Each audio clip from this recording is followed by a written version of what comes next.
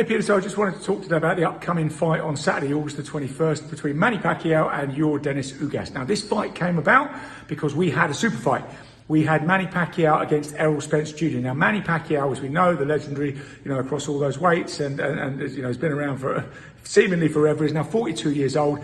62 wins, 7 losses and 2 draws in that stellar mega career. And we had against Errol Spence, 27-0, the WBC and IBF belt holder. And Manny Pacquiao is the WBA belt holder. He's now the WBA champion in recess because he won that belt from Keith Thurman back in July 2019. So this was set up as a super fight.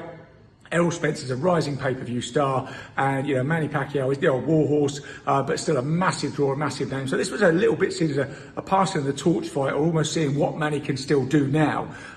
So it's very interesting for those reasons. And interestingly, Errol Spence was installed as a 2-1 favourite in that fight. Because Pacquiao, we know, has been slipping over the years, as anybody does. Age catches up with anybody with as many miles on the clock as Manny, but he still can produce moments of brilliance, as in when he won that WBA title from Keith Thurman in 2019. So we had the super fight, and then last Monday it all fell apart because Errol Spence had a detached retina, or a torn retina in his eye. He's now gone for surgery for that, so he was out of the fight.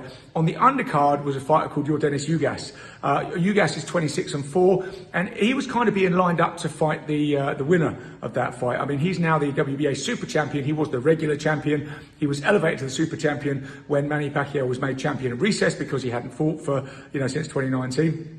And there was a bit of contention over that. And I know it's difficult to keep up with these sort of belt shenanigans, but we often go on about that. So Ugas was being lined up on the undercard, really to fight the winner of Spence Pacquiao probably, and to finally unify all the titles in the welterweight division. So Ugas' opponent, incidentally, also fell out with injury on the Monday, so they made the fight between Pacquiao and Ugas. And a lot of people said, "Who the hell is Ugas? This is rubbish. We don't want to pay for this," because it's still a pay-per-view main event. However, we're going to go through Ugas, and I think Ugas is a good fight. It's a good fight for Pacquiao. The bookies have now made Pacquiao, from being a 2-1 underdog, he's now a 3-1 favourite. So that tells you something about the fight. Ugas doesn't have the same sort of pop and attraction as Spence, obviously, but this is a huge opportunity for him. A Cuban fighter originally. He turned pro in 2010. He had an 11-fight winning streak, and then he was upset by James Jamal, I think, on Shoebox.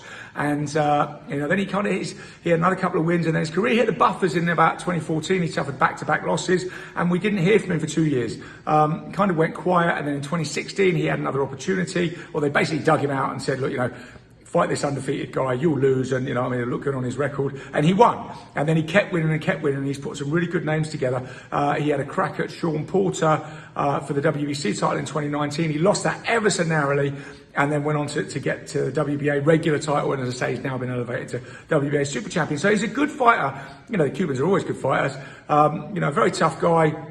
Like I say, in this, you look at that 26-4. That's one of those is the controversial loss, or very close loss, to Sean Porter. The other 3 were relatively early in the career, we could say, and he seems to have reinvented himself since then. And motivation-wise, he's going to be sky high because this is the opportunity to fight the legend, to cement your place in history. If you can send Manny Pacquiao into retirement, everybody's kind of going to remember you. Pacquiao, on the other hand, kind of seems to be doing this what Bernard Hopkins kind of perfected, which was sit out of the crowd, let the young guns fight it out, let somebody become top dog, and then you come back in, you fight them and beat them. And obviously Bernard Hopkins perfected that art, fighting every couple of years, keeping that longevity going. And he did that very, very well for a number of years, and then of course eventually gravity catches up with you and it kind of comes crashing down. So when it's going to come crashing down for Pacquiao, we don't know. And this is the question over this fight. Ugas will turn up. He's a good, competent fighter. He's at the top of the welterweight tree, really. He's not an elite level fighter like Spence, say, but he's a very, very good welterweight. And Pacquiao will have to be a very, very good welterweight to beat him. And as we said, he's not the powerhouse when he first moved up to welterweight in 2009. He's not the same fighter really as in 2012. When he lost to Marquez. He's not the fighter in 2015 when he lost to Mayweather. But since then he has gone on and had some very good wins, and he's put together wins over Lucas Matthias, over Adrian Broner, over Keith Thurman. Like I said, that was the last one in 2019. So he's still with older fighters, you never know who's really going to turn up. Are they going to bring back flashes of that brilliance, or is Father Time going to catch up with them? And that's the question mark really over this fight. But I do think it's a good fight. I think it's a more exciting fight. I don't really agree with the bookies. I think Ugas has a good chance to win this. Again, we know which Ugas is going to turn up, and he's going to be super motivated. He's 35 years old. Pacquiao is 42, not having fought since 2019. So it's which Pacquiao turns up is the question mark for this fight. I see it as being a very good fight, and I see a Pacquiao win on points. That's the way I'm going to look at it, because I don't think Ugas has got the pop to stop him, and I think Pacquiao will still have enough speed, angles, reflexes to deal with Ugas. But I think it's going to be a closer fight than the bookies see it. I think it's a very good fight. Whether it's a great pay-per-view fight, that's up to the punters, so we'll have to let them decide whether they want to pay for it. But that's August 21st, Manny Pacquiao against Yordenis Ugas. I think it's a great fight, Peter, and I will definitely be watching.